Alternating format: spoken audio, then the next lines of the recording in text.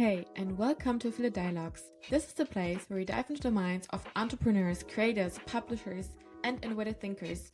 Whether you're starting a business, exploring affiliate marketing, or wanting to take it to the next level, join me as we explore digital insights and tactics shaping the future together. As the founder and CEO of Nyman & Co., Marshall Nyman leads one of the most recognized affiliate marketing agencies for early-stage D2C brands. Nyman & Co. was nominated for Avon and Share Sales Agency of the Year in 2024, a fantastic recognition. Marshall is also a podcast host himself, a regular contributor to Search Engine Journal, and a passionate advocate for elevating the standard of affiliate program management. Welcome to Affiliate Dialogues, Marshall. It's a real pleasure to have you here today. Thanks for having me. Appreciate you. Thank you. How are you doing today? I'm doing well. Looking forward to our conversation. I'm very glad to hear. So first of all, I'm always starting with my quick questions. First one is early bird or night owl? I'm definitely a night owl. Okay. I like staying up late. Yeah, fair enough. Second one, building Nyman & Co. from scratch again, solo or with a team from day one? Whew. I mean, I almost feel like I had a team from day one because I built it from the background, but I probably would just start by myself again. And the third one, dad first or CEO first? You can always look at my LinkedIn profile and it says father first, so dad's always the most important role in my life and is also the most demanding job. Wow, that's awesome. Thank you so much for that to get you a little bit better. So now I want to know about your journey because you've turned Nyman & Co. into a well-known agency, even landing an Agency of the Year nomination, and it's obvious you really get where the industry's headed. So what first drew you into affiliate marketing and what made you want to build an agency specifically focused on early stage D2C brands? Well, I never really planned to get into affiliate marketing and I never planned to start my own business. It all just kind of happened. The way I got into affiliate marketing was I was in New York City, living there, staying on my sister's couch, and I had no idea what I wanted to do with my life. And a friend of mine introduced me to a buddy of his at a concert. We connected, hit it off. He told me on Monday to bring my computer. I brought it to his office, and that's how I started learning about affiliate marketing. And I worked for that company for a little over 4 years in New York City, and that was my foundation for everything affiliate related. And I thought maybe at some point I would want to do my own thing, but never really thought too much of it. And then I ended up at another company a few years later, and while I was there, I learned everything about e-commerce, and that really kind of opened the door for starting Nymo. A buddy of mine left that company, needed some marketing support, and it just organically happened. I started helping him out, and Nymo kind of came from being an idea of, can we help him with his affiliate marketing program? And his boss went for it when we suggested it, and so that was how we got our first client. So just kind of really started on the side, didn't think much of it, and it just grew over time. That's so nice. I feel like it's always a more random way how you get into affiliate marketing from the stories I've heard already. Yes, nobody who grows up and says, I want to be in affiliate marketing. Yeah. Yes. Maybe in 10 years it's going to change. Second question is, or like the second topic is, I want to talk with you today about affiliate as a media business. And there's like one idea I find really compelling right now is the shift in how we think about affiliates. Can you maybe walk us through this shift? Like, when did you start seeing affiliates behave more like media business, and what does it look like in practice? Yeah, before 2020, there really wasn't a ton of content partners and a ton of people focused on it. There was a little bit of happening in the space. There also just wasn't as many brands doing affiliate. 2020, that all changed, and so you had a lot of brands now trying to seek out this content. And then a few years later, you have Google change the way that they're surfacing results, and you have ChatGPT and Claude, and so all these things are disrupting the affiliate model, which is based on a percentage of revenue. And so partners aren't seeing the same attribution, but their content is still as valuable. But the brand is saying, hey, we're getting traffic from it and it's super valuable. And so what's happening is we're moving to more of a paid media model, as you mentioned, where brands are saying, hey, we'll pay for this article. We want to work with an affiliate on an affiliate basis. This content is really important. But the way that everything was working, 2020, 2022, you were still seeing attribution. Then all of a sudden that attribution stopped. And so that's why we're seeing this paid media model. And when you're like building or auditing an affiliate program for a D2C brand, how do you advertise them to think about content affiliates differently from like traditional partners? Well, I think we take a look at the program and figure which partners are valuable and, where can other partners also add value. I think everybody kind of has their place in the ecosystem, and it's just about figuring out how they should be in your program. I think a lot of people are just lazy with some of the bottom of the funnel stuff, so they just have it in their program, but they're not setting up any rules or things about attribution. You want to make sure everybody in your affiliate program has the same chance of getting the sale. I think a lot of times the cards are stacked in favor towards some of those coupon partners, so you just want to make sure that the people that are generating some of that content at the top of the funnel are also getting credit for that. So, it's okay to have coupons in your program, but it's just kind of like, if you have them, there should be a strategy. You should know what you're doing with that specific partner. I find most of the time, majority of coupon strategies involve adding the partner to the program and like nothing ever happens after that, where, you should be talking about unique codes. Are you going to do TM bidding? How are they going to promote the brand? How are you going to work together? Are you going to work with other partners? So really kind of establishing what that partnership looks like is going to set it up for success. I think a lot of people just expect partnerships to happen, but that's why you have affiliate managers and people working behind the scenes, because it takes a lot to make the partnership happen. It's just not a magical wand and all of a sudden it happens. Fair enough. Fair enough. I mean, there's always work behind it. And now you already mentioned a bit like coupon and the rise of content commerce. How would you like describe the current state of coupon affiliates? Coupon partners are never going to die. That's just not going to happen. Just like people say search is dying. Search isn't dying. Search is growing. People have more interest in getting information, so you're seeing all of that grow. Same thing with couponing. You're not seeing less people say, hey, I want to get a good deal. That's not going to change. What's changing is the way the information is coming to the customer and the way that they're searching for it and the way that it's being displayed. A couple of years ago, everybody just went to, some of the major coupon sites. You had a coupon page for the brand. You kind of decided which coupon made the sense. You clicked on it and then you went to the partner site. That experience is changing. That is definitely dying, but the publishers, either they're going to have to evolve and change, or they're just going to have to figure out like how can they support what's happening now. So if we're going away from a click, maybe they need to have unique codes that only they're displaying. Really working with like LLMs and Chat GPT and Google to understand like what's the best way to display this, because those partners are wanting to display coupons and they want to make it frictionless for their customer and they want to have the best coupons. So I think also now coupon partners are in a spot where before they would have just taken any coupon and it didn't really matter, like let the customer figure out if it works or not. Now they want to make sure that coupon works and it's the best coupon, because otherwise that result's not going to surface itself as well. So I think there's a lot of changes that are happening with the coupon space. And so it's good to see, because I think innovation is always going to help the affiliate channel. Yeah, for sure. Can you share maybe a specific example of a creator or content affiliate outperforming a traditional coupon partner? Do you have specific one? What can you share? I mean, I would say most of our programs are going to be content focused. So if you look at the first 5 or 10 partners, they should be outperforming any of the coupon partners, because we set it up to make sure that those partners are driving a lot of traffic and they are getting conversion. What happens is sometimes is the way coupon partners are set up is you ask a content partner to drive this great traffic and then they're not able to convert the traffic because somebody else is going to convert on it.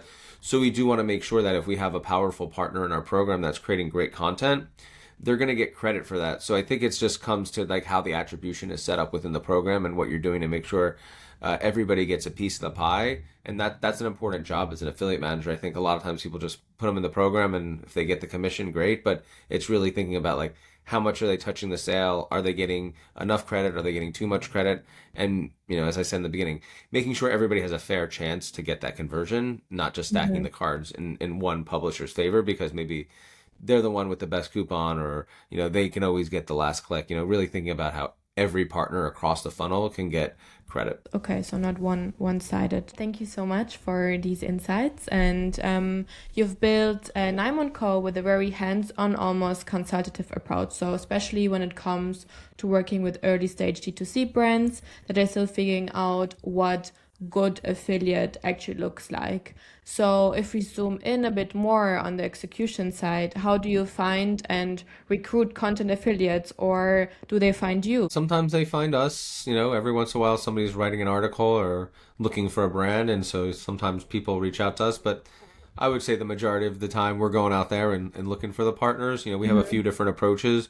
One is just staying very connected to everybody in the industry, so when something new pops up, we're at the forefront of that. We go to a lot of conferences, so that's where a lot of new publishers go to meet partners. We also meet with the current partners as well. Are you mostly going in the US or also out of the US?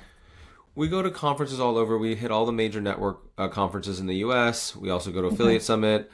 We've attended PI Live in the U.S. We also go to PI Live in London sometimes. We're trying to do some more of the global ones. Our director was in Australia for Impact Conference this past year. So, we try to get to as many conferences as we can, and we both love to travel. So me and my director are always happy to go to an international conference. And we were just saying, for content partners, we're also like looking at our strategy, and so any partners that come up when we're building out the strategy, we'll look to onboard those. So sometimes somebody's not even an affiliate. Sometimes they haven't done affiliate marketing and they've been creating content, and we find that content relevant, and so we're saying, hey, do you want to try to become an affiliate? Is this something that's interesting to you to earn commissions on writing the content that you're already creating? It just takes a couple extra steps to add some links, and you could start to see some revenue come in. So we're looking in all the different places, and that to me is the most important job of any affiliate manager, is finding new publishers, and that's the hardest thing to do because the industry needs more publishers. There's just not a lot of new publishers. It's a tough space to be in, and so there's a innovation, but it's just not happening at a fast enough pace. So I would love to see some publisher growth in the space. Okay, and Nyman Co. uses what you call like a consultant style approach. What does it mean day by day? Like, or what separates that from a standard manager services agency? It's really no fluff. I think the way that we approach an affiliate program is similar to other people, but the way that we staff it is very different. So we like to have one dedicated person that is the go-to, and they handle everything. And so that's more of like a consultant where you'd go out and you get an expert in the space and they would work with you on executing the stuff in your affiliate program. Where like a more traditional agency, they have those experts, but the expert is like not the lead. They're just supporting, and they're supporting a lot of different brands, and they're not the actual like head on anything. They all have a head account manager. They all have a publisher development person. So that when you start looking at like what a team at a traditional agency might look like, it's a lot of people. And so when you're getting on a call, and we're working with a lot of small and medium-sized businesses, when you get on that call and you're talking to the founder, they really want to work with like an agency that is going to work close with them. And so when they're sharing their passion and everything about the product and why they've launched this, the best person they go pitch that, I feel like, is the person that's working with them on the day-to-day. I feel like what happens is when you make a carbon copy, the second copy is not as good. So, that game of telephone, the person on the call tells another person, and then they tell another person, and then it's just like kind of falls short. When you're that person that's working closely with the founder, and then you're going out there and doing the work, I feel like it's a little bit more effective. And we also find internally that it's faster to sometimes take care of some of the tasks that are quick and easy to take care of, instead of always having to ask somebody else to do it, especially just getting off a call and doing that. So that's kind of the way that we take a consultant style approach to what we're doing. We kind of think about it as a single expert working, and then they have the support of our team as well. But the team is not taking on that work. We're really there just to support that account manager as needed. All right. Now I want to take a little look into the future, because now we talked a bit more about like where affiliate marketing is today, how the moving is, the different shifts, the different areas. Do you have a vision, or like where do you see the affiliate channel going, let's say, in the next 2 to 3 years? Will the media business model for affiliates become mainstream, or you think, say, niche approach, like you have an idea also maybe what's your wish for the future as well for affiliate marketing? As far as like what's happening for the future, I think everything is revolving around AI. What happens there is really Yeah. what's going to dictate affiliate marketing. And we talked a little bit about attribution. I think that's really the biggest thing going forward with Mm-hmm. how we attribute sales to publishers that are help converting customers, but that aren't getting the same credit that they were maybe 3 or 5 years ago with how things look. Are these LLMs able to start saying, hey, if there's a sale on our site and we looked at 10 content articles, this article was the most weighted, maybe it gets 50%, and maybe some of the articles get 10% or something of that nature. But thinking about how to give attribution to these articles that are no longer getting clicks, but are becoming the heart of what happens with these LLMs, they need affiliate content to train themselves. If they don't have that affiliate content, they're not going to be able to provide these answers. We're at a point now where we have to figure out what the next step is in order to continue to make affiliate Yeah. marketing effective. Right now, we don't know what that next step is, but it's going to be working very closely with those LLMs to make sure that there's some sort of attribution, some sort of credit going to these publishers that are creating the content. And so I think there's also a collision course with SEO and affiliate marketing. The last like 5 years, you saw influencer marketing and PR Mm-hmm. come head to head with affiliate. And so there's definitely a lot of crossover in those channels. And now we're starting to see the same thing with SEO. Like, are they going to have a budget now? Because they need to focus on getting some of these content placements that affiliate creators are making. So there's a lot that's going to happen. And like normally I used to say 3 to 5 years. Now I'm really just talking about the next 1 or 2 years because everything Yeah. just happens so fast that, Fair enough. we'll sit here in a year and have another conversation, and the AI landscape is going to look very different. And Yeah. probably what's happening in the affiliate space is going to be changing. Like when I just got into the space in the beginning, things didn't change that quickly. Every year maybe there'd be some things that would happen, but it wouldn't happen very quickly. Now things happen quickly, like in a month or two, you can live a few lives. So I think in the next 2 years, you'll see a lot of stuff that'll happen. And a lot Yeah. of the forward facing stuff that we're dealing with is going to be because of the AI disruption that we're seeing. Yeah. I completely agree. I think nowadays it's really, as you say, everything is super, super fast. Maybe I should ask about maybe the future is even 2 weeks, Like, what do you think is happening in the next 1 to 2 weeks? Because every day you wake up and there's a new trend, there's something, a new feature. Yes, it's very fast pacing, but yeah, That's why I try to live not too far in the future. I try to yeah, like really try to think about just like the next few days instead of like, what's going to exactly. happen in 3 months or 6 months. Like it's people are asking you all these questions about everything all the time, and I'm just like, I'm just trying to stay focused on the next few days so I can give my energy to that because it's easy to Yeah, get yeah. lost in the noise. It's true. Day by day, 100%. Yes. Okay, so we're already coming to an end. Do you have any last words or like one piece of advice you'd give to a brand or affiliate manager listening to this one's not right now, who maybe wants to level up their program, or just someone who maybe wants to start with affiliate marketing? Yeah, any advice? My advice is to connect with everybody. Affiliate marketing is partnership marketing, and those partnerships are built from Yeah, relationships over time. And so anybody that's a really good affiliate marketer has been doing that for probably a few decades, such as I have. And I think that's the best thing that you can do. You don't know who will be in a position in a few years down the road to help you, but if you're nice to everybody now, those people will be in a position to help you. So that's kind of the way that I see it is you just be nice to everybody, yeah, you connect with everybody, and then your paths will cross again. So I think networking is probably like the most important thing in the affiliate space, and so that's always what I recommend. One other thing is just to be open, like hmm, it's sometimes easy just to say like I want to do this or I want to do that, but just be open to all types of opportunities and test new hmm, things, whether it's for yourself or for the brand. The best way to grow is to kind of step out of your comfort zone. And I always like stepping out of my comfort zone because it's new and different. But a lot of yeah. people are sometimes hesitant to do that. Just continue to learn, be willing to step out your comfort zone. That's really what's going to help grow your career. Really nice advices. I will definitely take this also for me, and hopefully someone can take this for themselves.